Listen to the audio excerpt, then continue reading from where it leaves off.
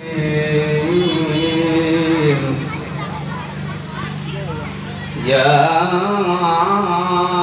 أيها النبي إذا جاءك المؤمنات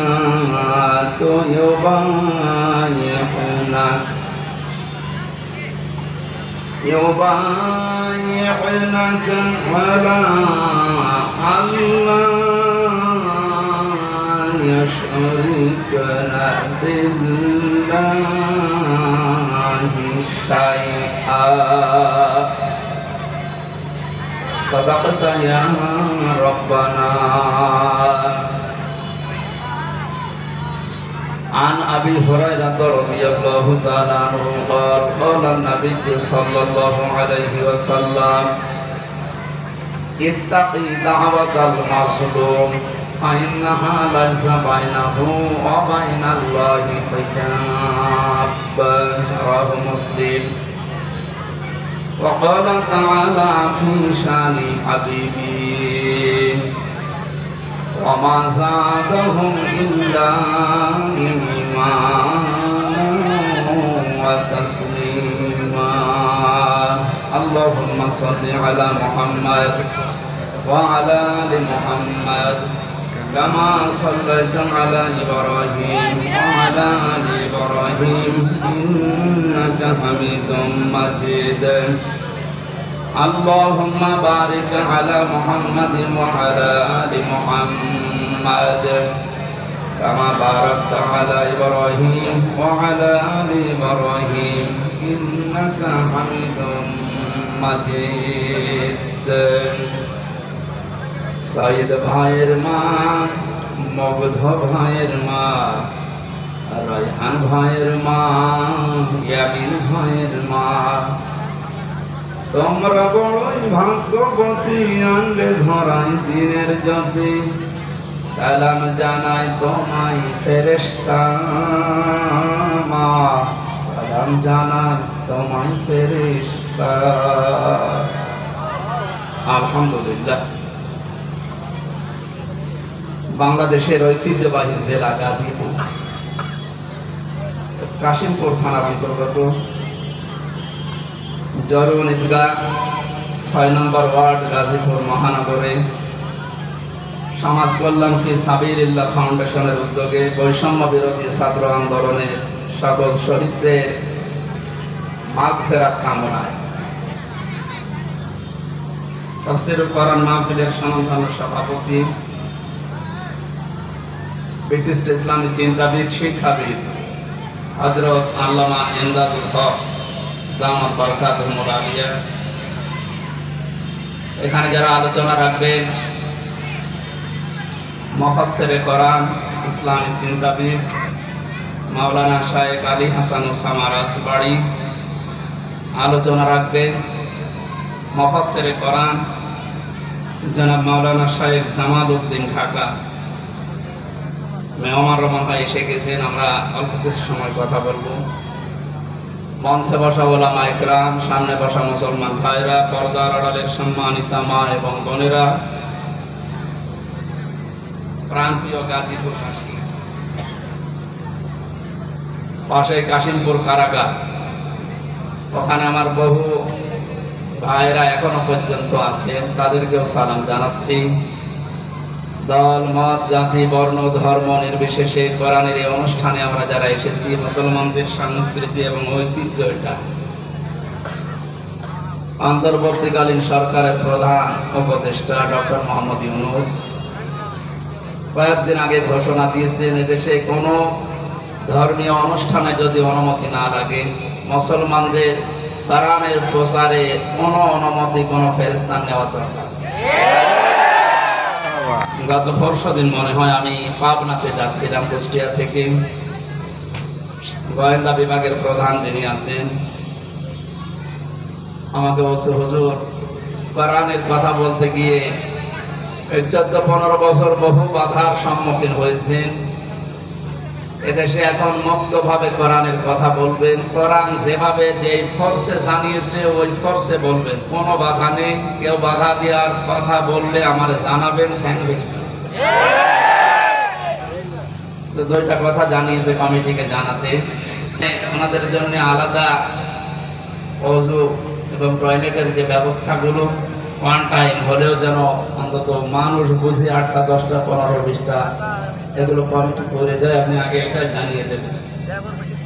আপনাদের মাহফিলের মাধ্যমে সারা দেশে যেখানে তাফসীর মাহফিল ওয়াজ মাহফিল নেওয়া আছে আমি জানিয়ে দিলাম, আপনারা এই কাজগুলো করবেন। কোরআন প্রচারে, কোরআন প্রতিষ্ঠায় এখন আশা করছি সামনে আর কোনো বাধা আমাদের থাকবে না, যদিও ষড়যন্ত্র বসেনি।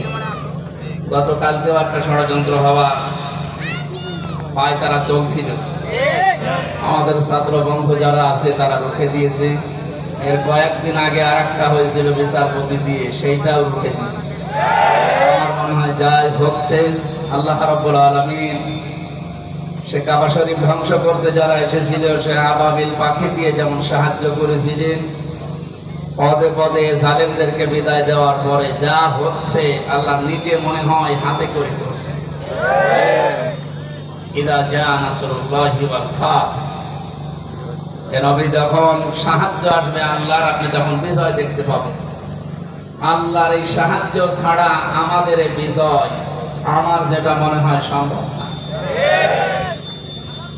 বিজয়ের ঘোষণা দেওয়ার পরে আল্লাহর আয়াত ছিল ওয়ারাইতান নাসা ইয়াদখুলুনা ফি দীনিল্লাহি আফওয়াজা, সাহায্য আসবে আপনি বিজয় দেখতে পাবেন। শুধু এতটুকুই না, বিজয় যখন আসবে আপনাদের, আপনি দলে দলে পালে পালে ইসলামে মানুষ প্রবেশ করছে এই দৃশ্য দেখতে পাবেন। আমার তো মনে হচ্ছে যে দৃশ্য আরম্ভ হয়েছে এই 18-20 দিনে। আর কোরআনে কারীম প্রতিষ্ঠার জন্য যারা একামতে দ্বীনের দায়িত্ব পালন করছে বা করবে সামনে,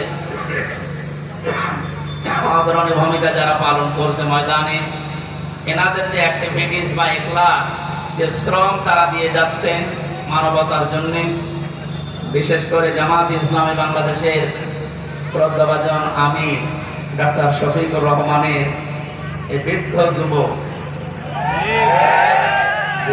না, এই বয়সে যে শ্রম দিচ্ছে, আমরা যে সময় কোরআনের কথা বলার জন্য শোনার জন্য বসছি, এই সময়ে বাংলাদেশে আমাদের প্রতিবেশী নামে কলঙ্ক যারা, তাদের আগ্রাসনের কারণে প্রায় 12-13টা জেলা এখন পানির নিচে। মানে যেভাবে কাজ চালিয়ে যাচ্ছে, প্রতিদিন প্রতিনিয়ত নতুন নতুন বিষয়, এ বাংলাদেশ তার কাছ থেকে আমার মনে হয় কিছু শিখতেছে।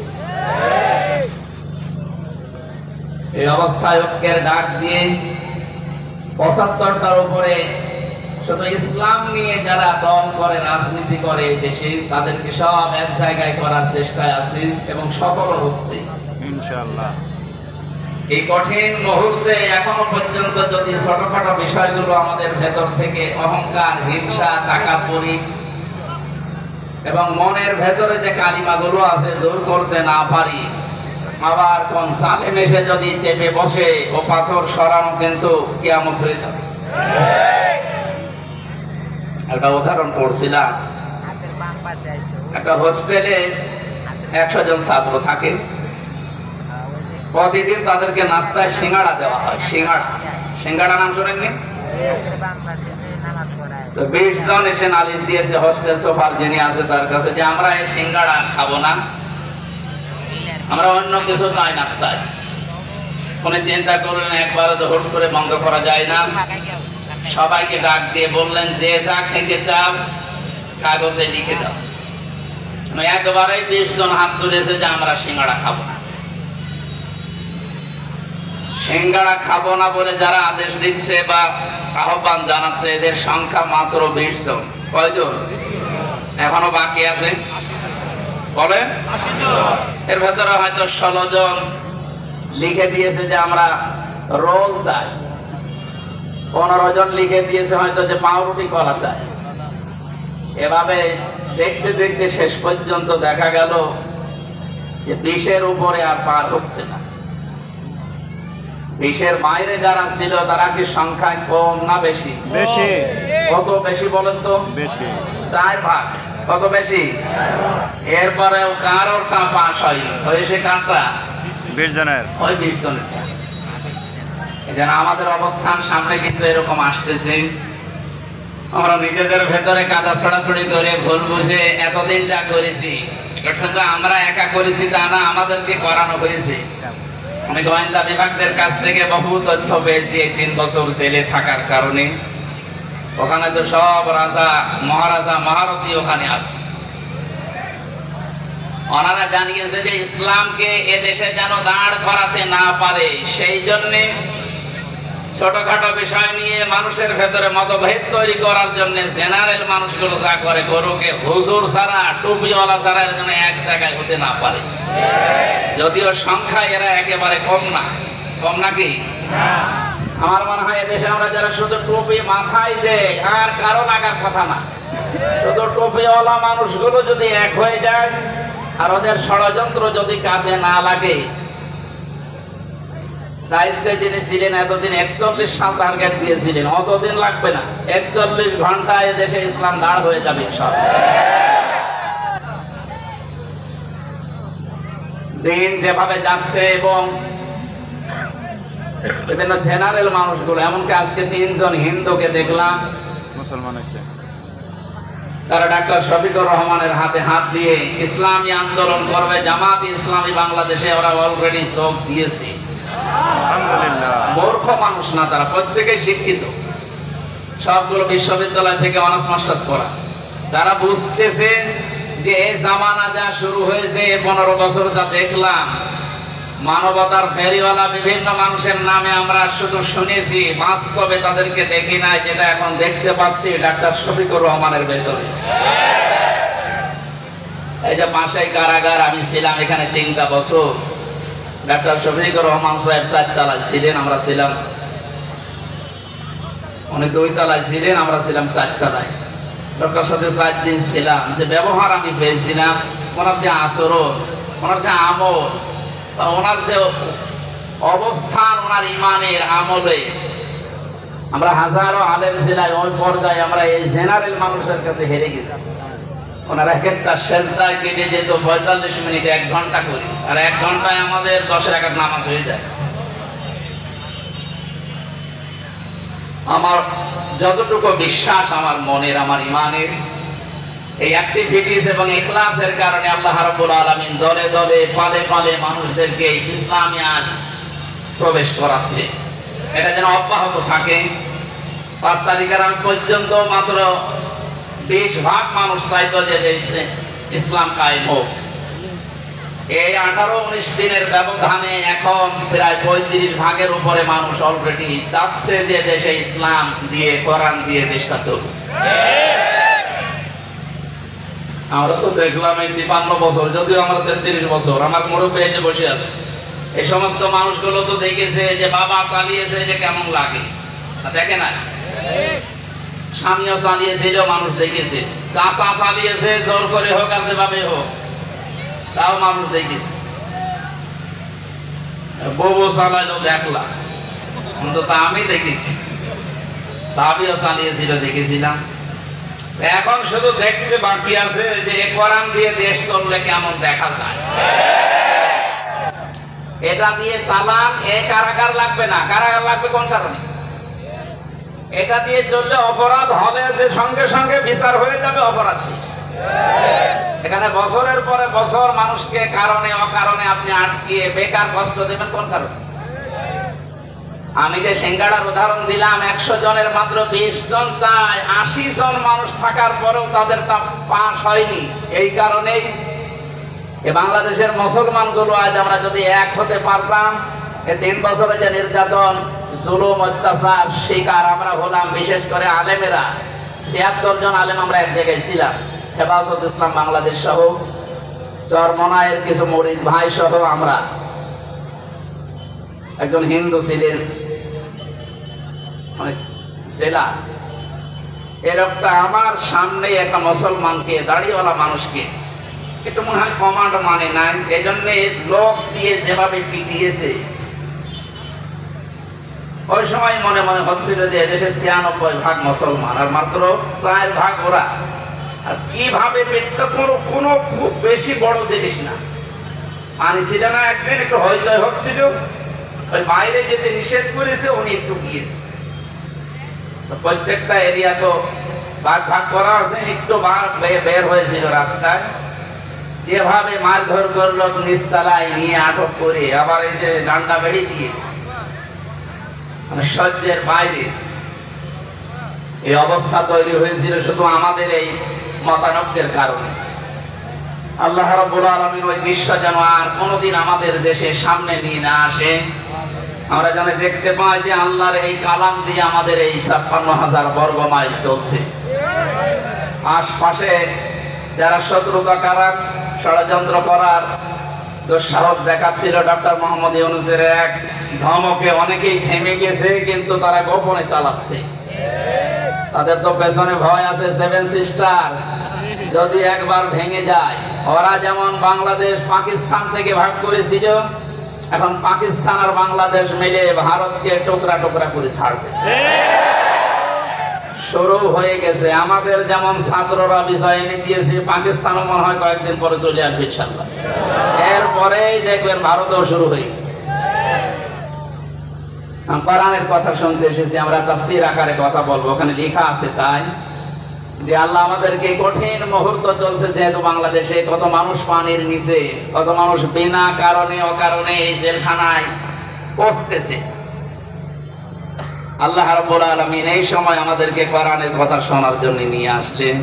আমরা খুশি এবং আনন্দ চিত্তে বলছি আলহামদুলিল্লাহ।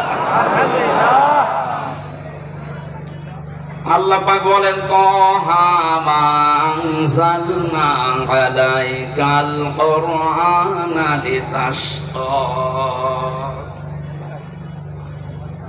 হে নবী, এ কোরআন আমি আপনাকে এই জন্য দেইনি যে আপনি মার খাবেন। এ কোরআন এই জন্য দেইনি যে অন্য দেশের মানুষ আপনাকে পানি দিয়ে ডুবিয়ে মেরে ফেলবে না। লিতাশকার ব্যাখ্যায় আধুনিক ভাবে যদি বলা যায়, দুঃখ কষ্ট সহ্য করার জন্য, হুমকি ধমকি খাওয়ার জন্য কোরআন আমি দেইনি। কোরআন দিয়েছি আপনি সবার উপরে থাকবেন। নবীজিকে যতগুলো নাম দিয়ে আল্লাহ ডাক দিয়েছিলেন, তার ভেতরে 2 নম্বরের নাম হচ্ছে তাহা। ওনাকে আল্লাহ ডাক দিয়েছেন প্রথমে ইয়াসিন বলে। কি বলে বলেন তো? বলেন বলেন। তাফসীরে কাবীরে আল্লাহ পাক মুফাসসির যারা ইয়াসিন শব্দের তাফসীর করতে গিয়ে তারা দিয়েছেন ইয়া মানে হে, সিন মানে সাজ্জেদ। সাজ্জেদের ব্যাখ্যা করতে গিয়ে আল্লামা ফাখরুদ্দিন রাজি রাহমাতুল্লাহ আলাইহি উনি 5টা বিষয় সামনে নিয়ে এসেছেন। মুফাসসির বলেন, সিন মানে আল্লাহ বুঝিয়েছেন সাজ্জেদুল আলামিন, সিন মানে সাজ্জেদুল বাশার, সিন মানে সাজ্জেদুল কাউনাইন, সিন মানে সাজ্জেদুল আম্বিয়া, সিন মানে সাজ্জেদুল মুরসালিন। প্রতিটি শব্দের ব্যাখ্যা করতে গিয়ে আমরা দেখেছি মুফাসসিরের কথা বলছে, উনি জানিয়েছেন সাজ্জেদুল আলামিন মানে শুধুমাত্র বাংলাদেশ না, শুধুমাত্র এই পৃথিবী না, এই 228টা রাষ্ট্র নিয়ে দুনিয়া গঠিত। এখন এর বাইরে যত জগৎ আল্লাহ বানিয়েছে, যত জায়গায় মানুষ যেতে পারে, চাঁদে যাচ্ছে, মঙ্গলে যাচ্ছে, যত জায়গায় যেতে পারে, ওখানেও যদি কেউ বসবাস করা আরম্ভ করে, সেখানেও তাকে মুহাম্মদ রাসূলুল্লাহকে নেতা মানা লাগবে। কারণ আল্লাহ ঘোষণা দেওয়া নেতা এই দুনিয়ায় একজনই, ইয়াসিন, হে নেতা। পৃথিবীর অন্য কাউকে আল্লাহ এই শব্দ দিয়ে ডাকেননি, হে নেতা না, শুধুমাত্র মুহাম্মদ রাসূলুল্লাহকে আল্লাহ ইন্ডিকেট করেছে। সাজ্জেদুল আলামিন দিয়ে বোঝা যায় পৃথিবীর কোন জায়গা না, যে কোন গ্রহে যদি আপনি বাস করতে চান, তানাজ্জালুল আমরু বাইনাহুন্না, ওই সমস্ত জায়গায় আল্লাহর বিধিবিধান নাজিল হচ্ছে তাদের প্রয়োজনে। এই জন্য যদি মঙ্গলে যান, সেখানে যদি রাসূলুল্লাহকে নেতা মানা লাগে, তাহলে পৃথিবীর এমন কোন জায়গা আছে যেখানে বিশ্ব নবী বাদ দিয়ে অন্যের নেতৃত্ব মানা যায়? শুধুমাত্র বদ্ধ পাগল ছাড়া কোন মানুষ এই পৃথিবীর ময়দানে মুহাম্মদ রাসূলুল্লাহ বাদ দিয়ে অন্য কাউকে নেতৃত্বে আসনে বসাতে পারে না। এই শব্দটা বারবার উচ্চারণ করছি আমি খেলা করার জন্য না। গাজীপুরবাসী খুব খেয়াল করে শোনেন, এটা দুনিয়ার সাথে যদি সম্পর্কিত হতো আল্লাহর কসম আমি এই জায়গায় বলতাম না, এটা সম্পর্কিত আখিরাতের সাথে। আল্লাহ পাক জানিয়েছেন ময়দানে মহাশারে মানুষ যখন হাজির হবে ওই সময় মানুষকে আমি বিচারের কাঠগড়ায় দাঁড় করানোর জন্য 3টি স্টেপে সাজাবো। প্রথমেই মানুষকে ডাক দেওয়া হবে আল্লাহর সামনে দল দল করে। কোরআনে কারীম জানাচ্ছে ওয়াকুল্লুহুম আতিহি ইয়াউমাল কিয়ামাতি ফারদা। সূরা মারইয়ামের 95 নম্বর আয়াত। আল্লাহ পাক বলেন কিয়ামতে প্রতিটি মানুষকে আমি আল্লাহর সামনে দাঁড় করাবো স্রেফ একা একা। কয়জন করি? একা। এদের স্বাধীন হয়ে গেল কয়েকদিন আগে, দ্বিতীয় স্বাধীনতা বলা হচ্ছে। এরপরে অনেক ভণ্ড এখনো বসে নেই এই কথাটাকে কোরআনের বিরুদ্ধে পুরা উল্টা সাজিয়ে মানুষকে এখনো ধোঁকা দিয়ে বোকা বানাচ্ছে। কোনো চিন্তা করবা না, চিন্তা নেইও, আমরা আছি, পার করে দেব। দুনিয়ার এই ছোট্ট জীবনে যদি অনেকে পার করতে গিয়ে ধরা খায়, কিয়ামতের ওই কঠিন ময়দানে আল্লাহ আপনাকে ডাকবে। কোন মানুষ আপনার সাথে প্রথম স্টেপে থাকবে না, স্রেফ আপনি একা সামনে দাঁড়াবেন আল্লাহর।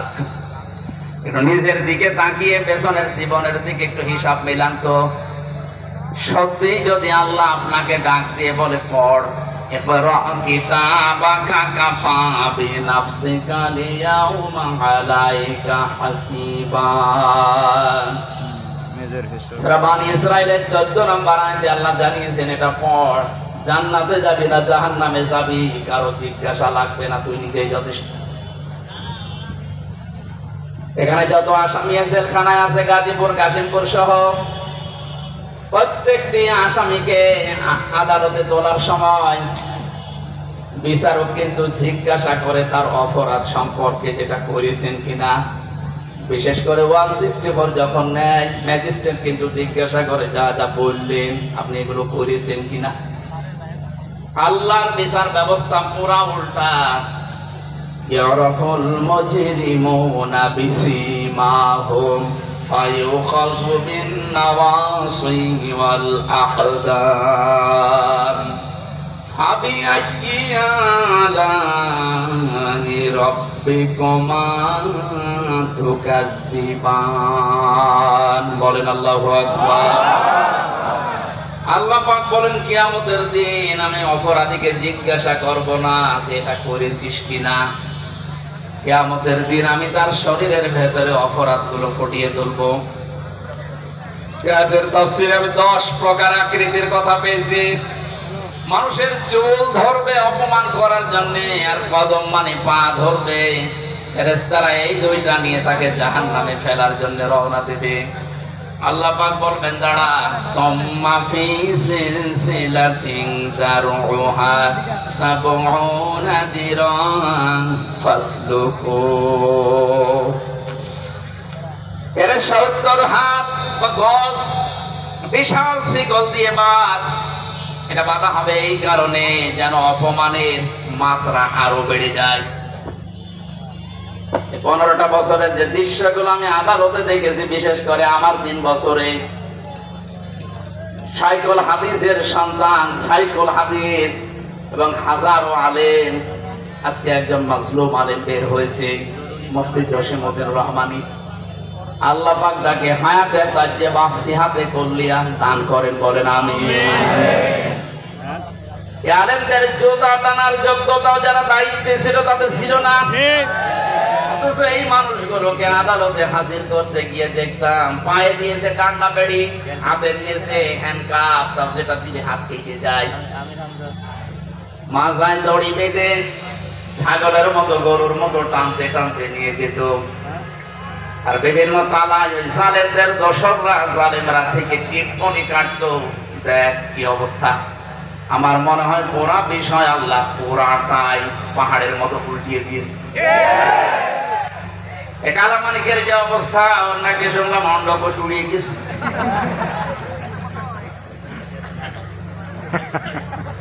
এই শয়তানটা বিশ্ব নন্দিত মুফাসসিরে কোরআন শহীদ আল্লামা দেলাওয়ার হোসেন সাইদি রহমতুল্লাহ আলাইহি আরে তাকে ফাঁসি দেওয়ার জন্য যে গর্ববোধ করেছিল যে আমি তাকে ফাঁসি দিয়েছি।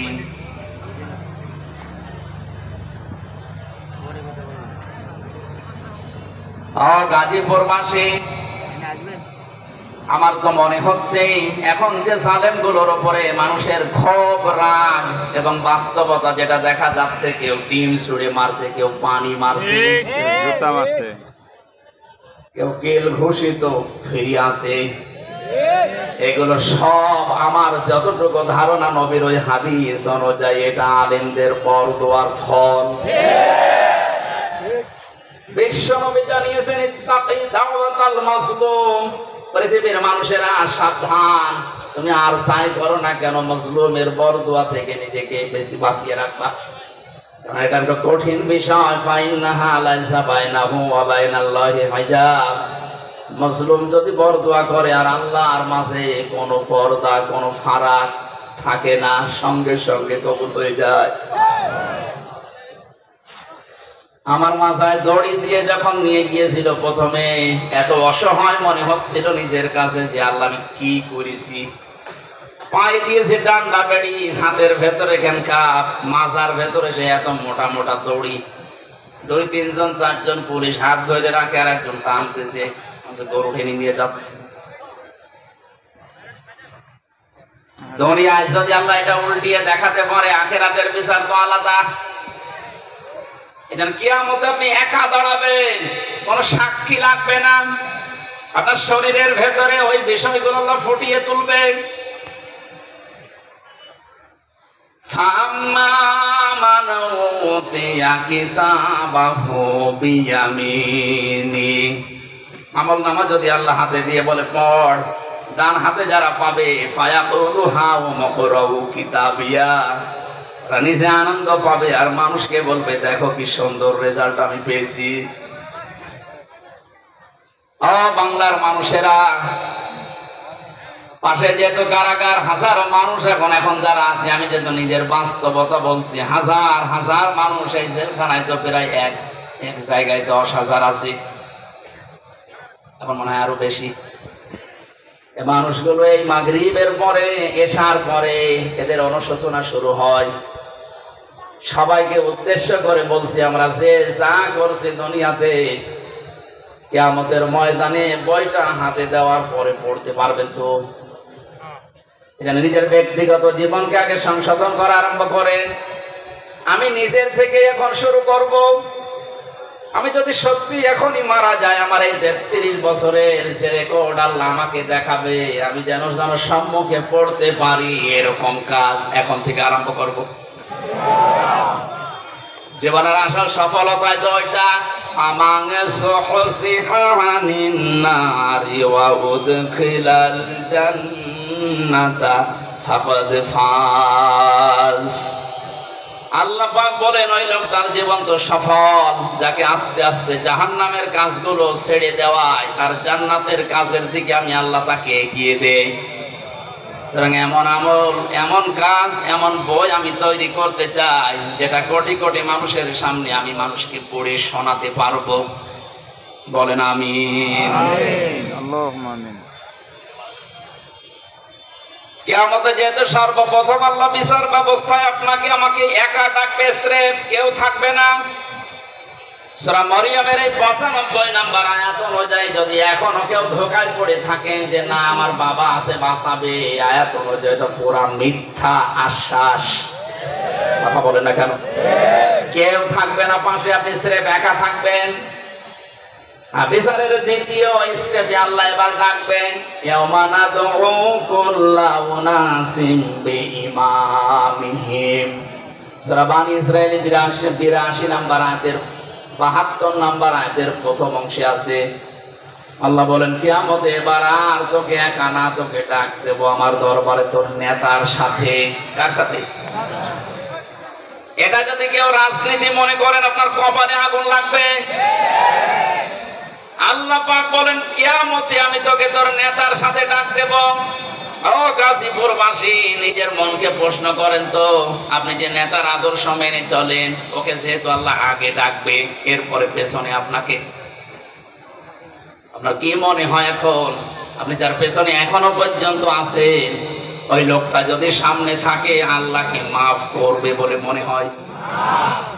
আপনি এখনই যদি বলেন না, আপনি তো ধরা খাবেন। অবশ্য ঠিক, ধরা খাবে, তাও ঠিক।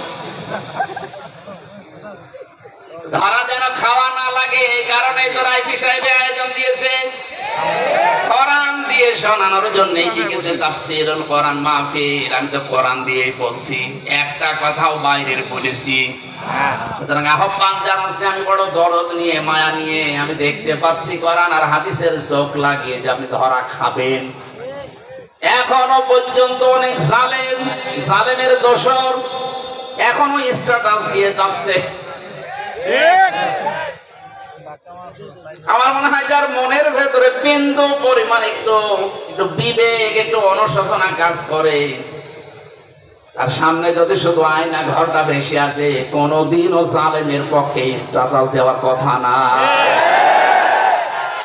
মর্মান্তিক বিষয়টা একটু ভাবেন। শুধু আমি মাঠের নিচে ছিলাম, কি অসহায় মনে হয় নিজেকে। তাও তো আমার একটু বড় জায়গা ছিলাম, কিন্তু ব্যারিস্টার আমান আজমি ভাই সহ যারা ছিলেন ওদের কবরের মতো জায়গায় রেখে দিত। এই জুলুমের সাথে যারা জড়িত, এখনো যদি বিশ্বাস না হয়, যারা দায়িত্বে আছে তাদেরকে বলবো, এই আয়না ঘরটা টুরিস্ট স্পেস হিসাবে রেখে দেন। মানুষ যেন, তামাম দুনিয়ার মানুষ বোঝে যে এই পৃথিবীতে একজন জালেম ছিল। এটা জুলুমের একেবারে সর্বোচ্চ পর্যায়। এটা বেঁচে থাকা মানুষও জানে না। আমি যদি মেরে ফেলে সংবাদ দিয়ে দিতেন যে অমুককে মেরে ফেলেছি, তাহলে তার বউটা অন্য জায়গায় বিয়ে করতে পারত, তার ছেলে মেয়ে বসতো যে বাপ মারা গেছে। কি অবস্থা বলেন তো ব্যারিস্টার আরমানের? তার স্ত্রীকে আপনি কি জবাব দেবেন কিয়ামতে? আয়না ঘরের সাথে যারা জড়িত ছিলেন, যদি ব্যারিস্টার আরমানের বউ আপনাকে মাফ না করে, কোরআন হাতে নিয়ে বলছে আপনি চির জাহান্নামী, কেউ পারবে না। আল্লাহ বলেন আল্লাহ পারবে না, কারণ আল্লাহ পাক ছেড়ে দিয়েছে ব্যারিস্টার আরমানের বউর উপরে। এটা হক্কুল ইবাদের ভেতরে 8টা বছর স্বামী থেকে আপনি তাকে আলাদা করে রেখেছেন, ও জানতোই না যে দুনিয়ায় আছে।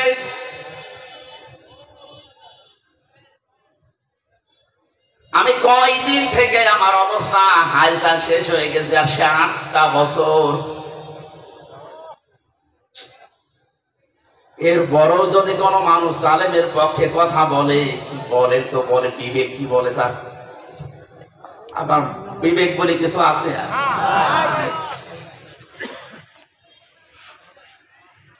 আমি তো বাস্তব কথা বলছি, আপনি কিন্তু ধরা খাবেন, আমি দেখতে পাচ্ছি।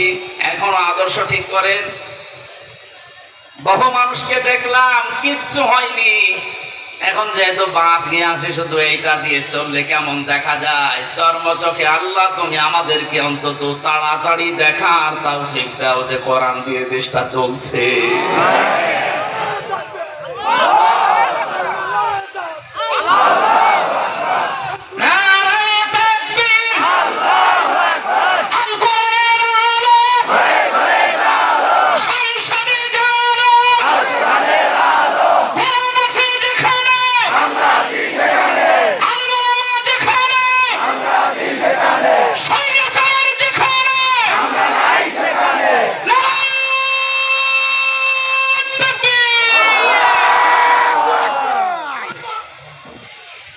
অন্য কোন দিকে না নিয়ে বিবেকের দিকে নিয়ে যান। আমি আপনাকে বাঁচাতে চাই। সত্যি আমরা কিন্তু ধরা খেয়ে যাব যাদের আদর্শ ঠিক নেই। এই মুহূর্ত থেকে আপনি, আমি আশা করছি পাল্টাবেন।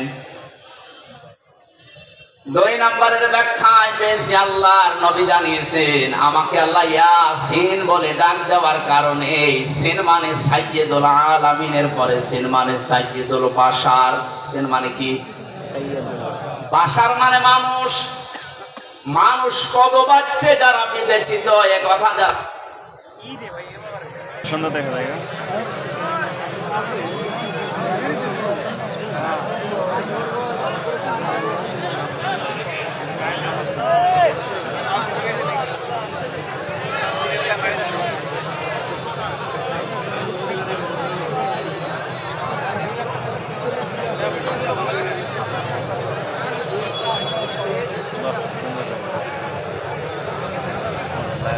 মোবাইল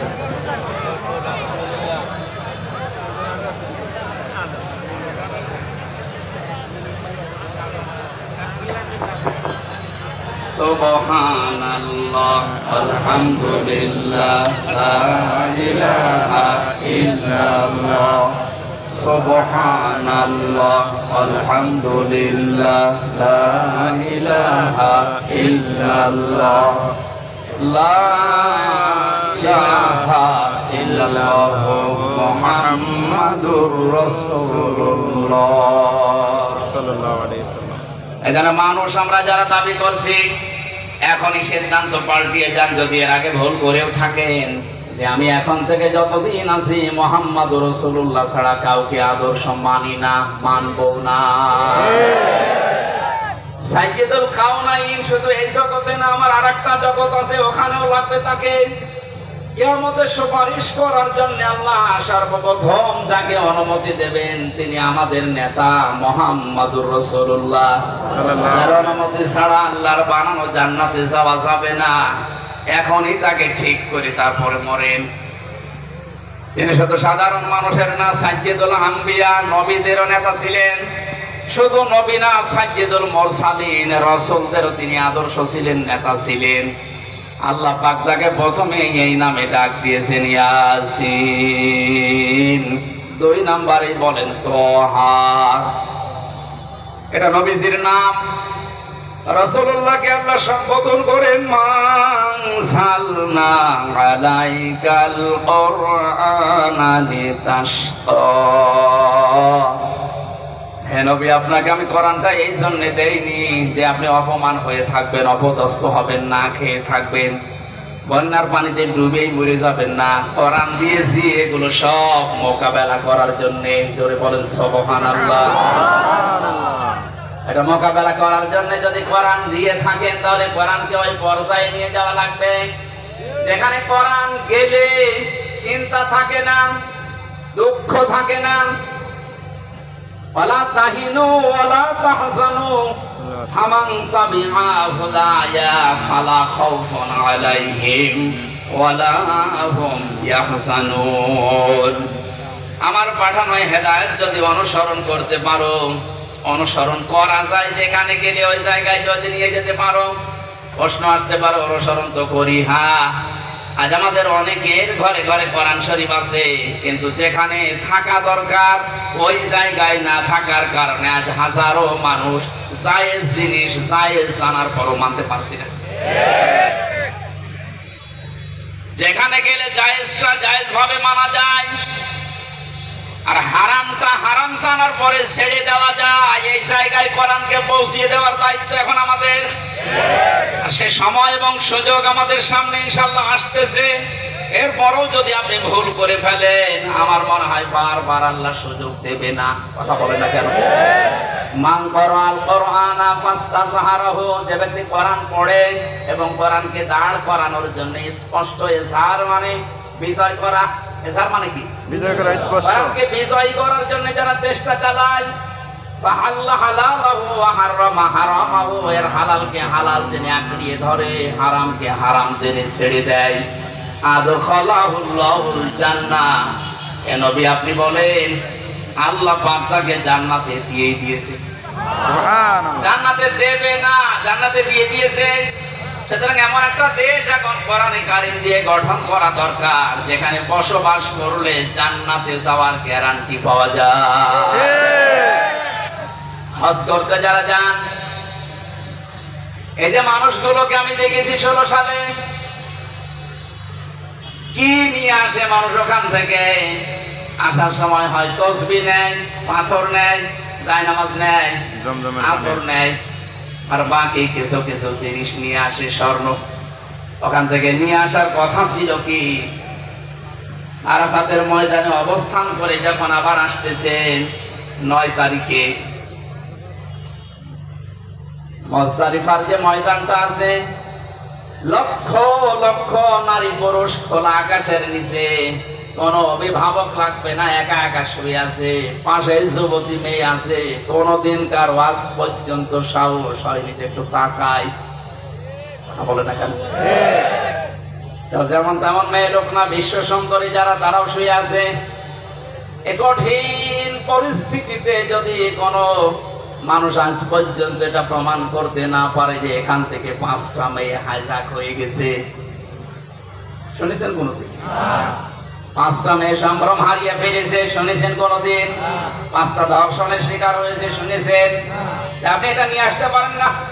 কোরআনের আইন চলে। কোরআনের নিয়মটা থাকার কারণে যদি খোলা আকাশের নিচে মরুভূমির ভেতরে এত বড় একটা নিরাপত্তা গ্যারান্টি পাওয়া যায়, 56,000 বর্গ মাইল যদি এটা দিয়ে চলে, পুরাটা আমার মনে হয় আল্লাহ মুজদালিফার মতো নিরাপত্তা দিয়ে দেবে। এখানে আমাদের আসল কাজ হবে এখন এইটাকে উপরে তোলার চেষ্টা চালাচ্ছে যারা, আল্লাহ তাদের এই চেষ্টার ভেতরে যেন ইখলাস আরো বাড়িয়ে দেন, তাদের শরীর স্বাস্থ্য আল্লাহ যেন সুস্থ রাখেন। সবাই বলেন আমিন। দরুদ পড়ছি, সালাম পাঠাচ্ছি আমাদের নবী মুহাম্মদ রাসূলুল্লাহর উপরে, যিনি আর্থ মানবতার মুক্তির জন্য দুনিয়াতে এসেছিলেন। এখন তার আদর্শটা দিক বিদিক ছোটাছুটি করছে মানুষ, এই কারণে আমরা এখনো পর্যন্ত অসহায় হয়ে আছি দুনিয়ার ময়দানে। আল্লাহ যে উদ্দেশ্য নিয়ে তাকে পাঠিয়েছিলেন, তাকে যদি আমরা ওইভাবে গ্রহণ করতে পারি, এখনো আমরা নেতৃত্বের জায়গায় যেতে পারবো ইনশাআল্লাহ। আল্লাহ যেন ওটা দেখার তৌফিক আমাদের দেন, বলেন আমিন। আজকের আমার আলোচনার বিষয় হচ্ছে ঈমান আনার কিছু শর্ত আছে। এখানে আর একটা আলোচনা আছে সামনে, ওখানে ঈমান নষ্ট হয়ে যায় কি করলে, ওই বিষয়গুলো আমি কোরআন আর হাদিস দিয়ে তুলে ধরবো। আজকের আলোচনার বিষয় ঈমান আনলেই না, আমরা যেহেতু ঈমান পাইনি, আমরা ঈমান এনেছি, এ কথাটা ঠিক হয়। আমরা ঈমান পেয়েছি না ঈমান এনেছি? হ্যাঁ, এনেছি। এটা ক্লাস চলছে, জবাব দেন তো ছাত্রের মতো। আমরা এখানে যারা আছি, ঈমান কি এনেছি না ঈমান পেয়েছি? পেয়েছি। বাপ দাদা পূর্বপুরুষ মুসলমান ছিল, এসেছি ওই ঘরে, এই জন্য আমিও মুসলমান, আমারও ঈমান ওই পর্যায়ে। সাহাবায়ে কেরাম ঈমান পেয়েছিলেন না ঈমান এনেছিলেন? কোরআনে কারিমে আল্লাহ যে বারবার ডাক দিয়েছেন, ঈমান পেয়েছো যারা না ঈমান এনেছো যারা? ইন্নাল্লাযীনা আমানু, নিশ্চয় যারা ঈমান পায়, এনেছে, যারা ঈমান আনে। জি। তাহলে ঈমান আনার বিষয়, ঈমান যদি কেউ আনতে চায়, বিশ্ব নবীকে আল্লাহ জানিয়েছেন, হে নবী, তারা যেন আপনার কাছে আসে যারা ঈমান আনবে বলে 6টা বিষয় তাদেরকে জানাবেন, যে এই 6টা হচ্ছে ঈমান আনার শর্ত। সূরা মুমতাহিনার 12 নম্বর আয়াতে আল্লাহ এই দলিলগুলো দিয়েছেন। বিশ্ব নবীর কাছে যে মেয়েরা আসতো বায়াত নেওয়ার জন্য, নবীকে জানিয়েছিলেন পর্দার আড়ালে বসো, তোমাদেরকে আমি বায়াত নিতে রাজি আছি, কিন্তু 6টা বিষয় ওয়াদা করে যাও যে জীবনে কোনোদিন করবা না। আর যারা দায়িত্বে আছেন, উপদেষ্টা মণ্ডলীতে যারা আছেন, কয়েকজন মাত্র হিন্দু, বাকি সবই যেহেতু মুসলিম, আর ধর্ম উপদেষ্টায় যিনি আছেন তিনি বিশিষ্ট একজন আলেম, ডক্টর আফামা খালিদ সাহেব সহ যারা মুসলমান আছেন, তাদের এই মুহূর্তে ঈমানের দাবি হবে এই দেশে কোরআনে কারিমের এই যে নিয়ম নীতি, সূরা মুমতাহিনার 12 নম্বর আয়াতে আল্লাহ যেভাবে বলেছেন যে ঈমান আনতে হলে এই 6টা বিষয় মানতে হবে। আমার মনে হয় ওনারা 3 মাস টার্গেট দিয়েছে, 3 মাসের ভেতরে এই 6টা যদি প্রতিষ্ঠা করা যায়, যেখানে বাংলাদেশ যাওয়ার কথা চলে যাবে। 19-20 দিনের অবস্থার পরিবর্তন দেখছেন না?